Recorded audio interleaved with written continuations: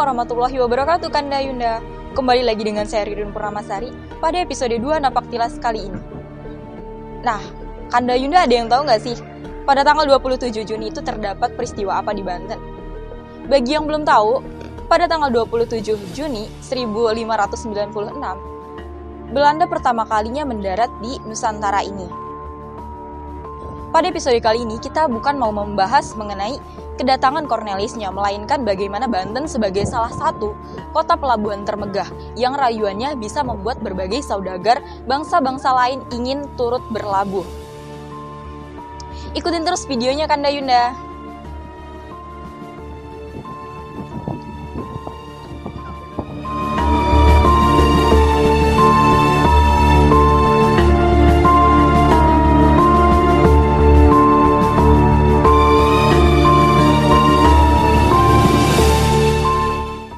Baiklah Kanda Yuda, saat ini saya sudah berada di Banten Lama.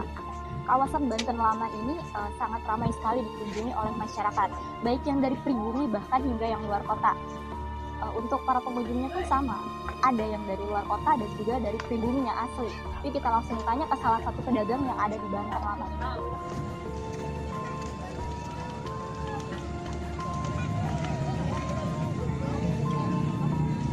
Ya baiklah Kanda Yunda, saat ini saya sudah bersama dengan salah satu ibu yang berjualan di daerah Banten Lama ini. Yuk kita tanya-tanya sedikit. Halo Ibu, Assalamualaikum. Waalaikumsalam. Dengan Ibu siapa ini Bu? Haji Mariani. Ibu Haji Mariani. Ya, Ibu Haji Mariani. Kita mau tanya-tanya sedikit, gak apa-apa kali Bu ya? Ibu asal dari mana nih Bu? Asli pribumi atau dari luar kota? Oh, saya dari Balaraja. Balaraja. Iya. Memang tinggal di sini atau kesini hanya sekedar berjualan nih Ibu? Saya tinggal di sini. Tinggal di sini. Suami. Ikut suami. Berarti memang sudah menetap di kawasan Banten Lama ini ya Bu ya? Iya. Tinggal di mana nih Bu? Tinggal di terminal. Terminal. Oh, sebelah mana Sukadiri, Bu? ya. Oh iya, sebelah sini. Oke, jadi ibunya ini memang salah satu pendatang dari Balaraja. Berada di Banten Lama ini karena mengikut suami dan berjualan Bu ya, sekalian berjualan juga. Alamatnya di Sukadiri. Dia sekarang tinggal di Sukadiri. Ibu sendiri sudah berjualan di sini sudah berapa lama nih Bu? Ada 12 tahun. Wah, cukup lama ya Kanda Yunda. Ibu ini berjualan sekitar sudah 12 tahun di Banten Lama ini.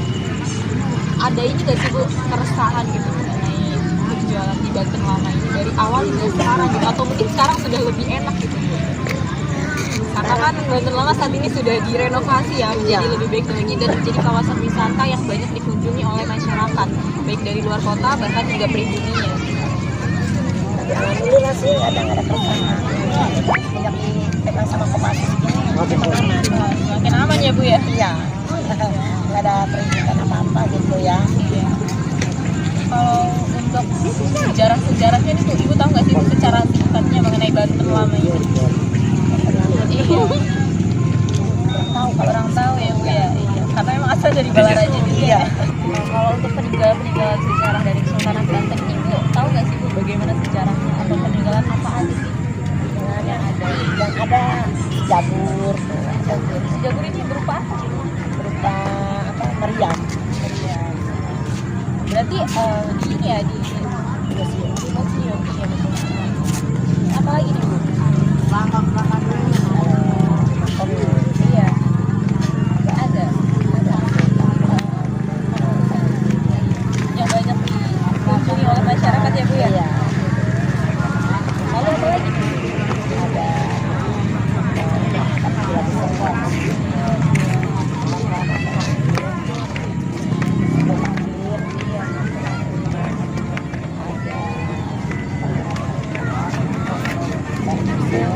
Ada itu aja ya.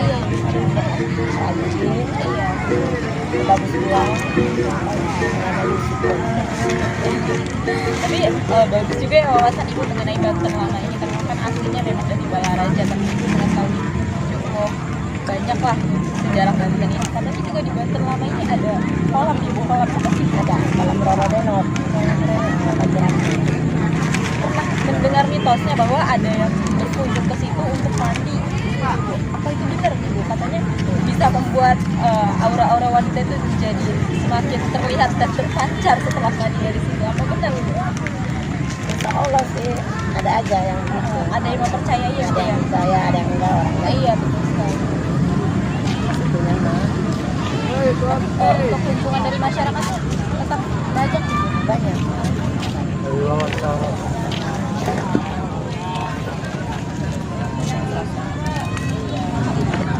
Baiklah Kak Yuna, kita telah berbincang-bincang sedikit bersama Ibu Heci Mariani. Oke, Ibu Heci Mariani asalnya dari Balaraja, tapi setidaknya ia mengetahui cukup banyak mengenai sejarah Banten lama ini, dan dia juga tahu beberapa peninggalan-peninggalan dari Banten lama ini.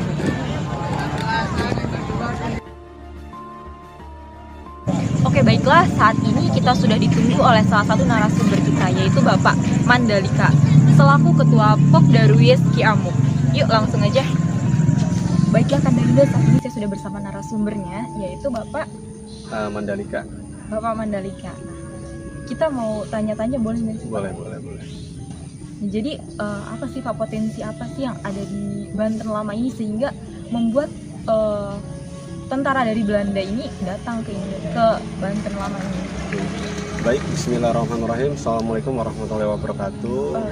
Izin memperkenalkan diri, nama saya Mandalika. Kebetulan di sini saya sebagai Ketua Pok Darwis Kiamuk. Sedikit mohon maaf bila ada yang kurang, saya hanya sekedar menyampaikan yang beberapa yang saya tahu. Kenapa VOC dan para pedagang dari luar sana datang ke Banten?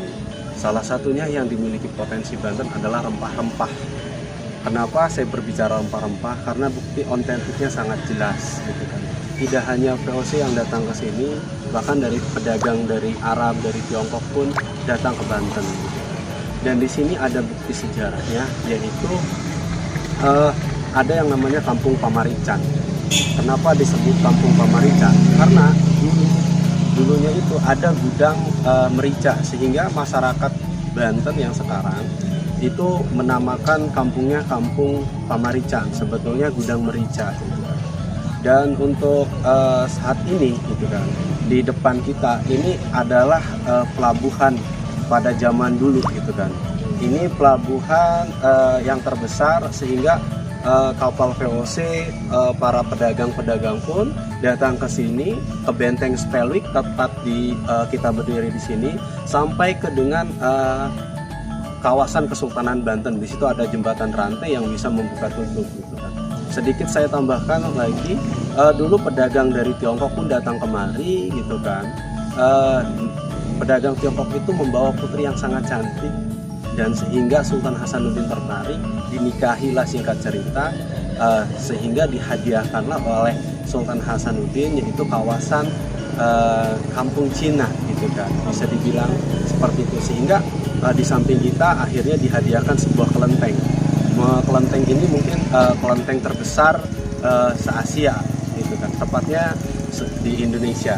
Itulah bukti sedikit atau sekelumit dari saya yang bisa saya sampaikan. Mudah-mudahan itu menjadi istilahnya referensi atau sedikit ilmu yang bisa saya bagi, yang benar, yang lebih tepat kita bisa belajar dari artikel atau buku-buku yang ada yang menceritakan bahwa peradaban Banten pada saat itu.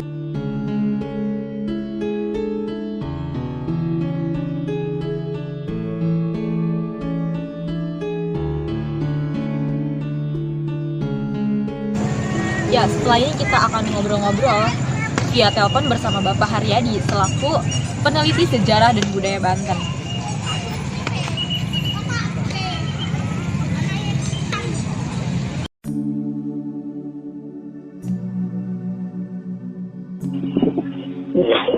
Kalau pada masa Sultan Ageng Tirtayasa itu kan Kesultanan Banten memang dijadikan sebagai poros maritim dunia. Nah, pada poros maritim dunia ini kan masyarakat, terutama para penyintas niaga dari Portugis, Belanda, Inggris, Prancis, itu kan memang datang ke tanah Jawa Dwiva lah. Dulu namanya sebelum Banten itu Jawa Dwiva dulu. Jadi mereka mencari rempah-rempah. Kebetulan Banten menjadi salah satu pusat niaga rempah-rempah di Nusantara. Nah, barang dagangan yang paling banyak untuk di Banten itu adalah merica atau lada. Nah, kalau pala mereka mengambil dari daerah Ambon atau dari daerah timur. Nah, terkait dengan kedatangan penyintas dari masyarakat Eropa terutama, ini pertama yang datang EIC namanya, England Company ya, England East Company namanya, sebelum VOC, Finalizing on the Link Company. Nah, itu di abad ke-16 ke-17 masa jayanya. Jadi kalau udah masuk ke 18-19 udah langsung dikapitalisasi oleh VOC.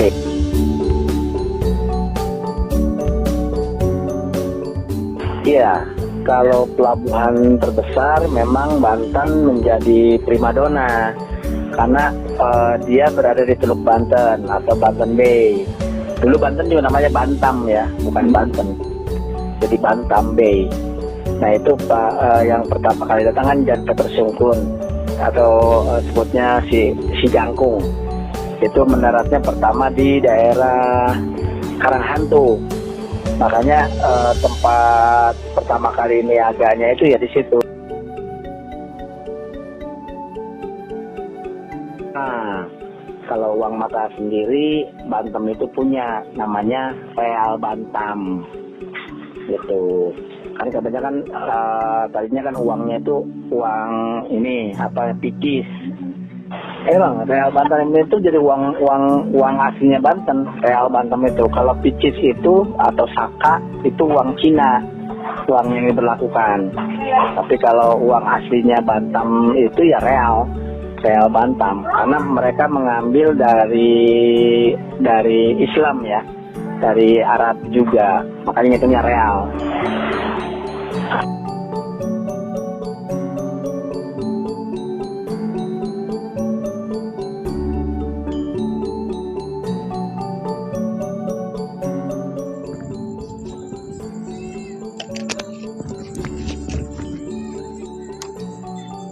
Ya baiklah Kanda Yunda, saat ini kita sudah di penghujung acara.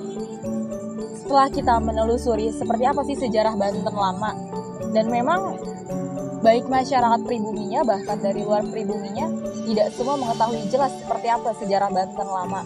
Bahkan masyarakat asli dari pribumi tidak tergambar jelas seperti apa sih sejarah Banten lama ini. Namun di samping itu sudah sepatutnya kita sebagai masyarakat yang tinggal di Banten lama maupun yang tidak tinggal di Banten lama, ketika kita berkunjung di Banten lama ini sudah sepatutnya kita untuk tetap menjaga dan juga melestarikan kebudayaan yang telah ditinggalkan. Baiklah Kanda Yunda, saya Ririn Purnamasari. Cukup sekian episode 2 Napak Tilas kali ini, kurang lebihnya mohon maaf. Wassalamualaikum warahmatullahi wabarakatuh.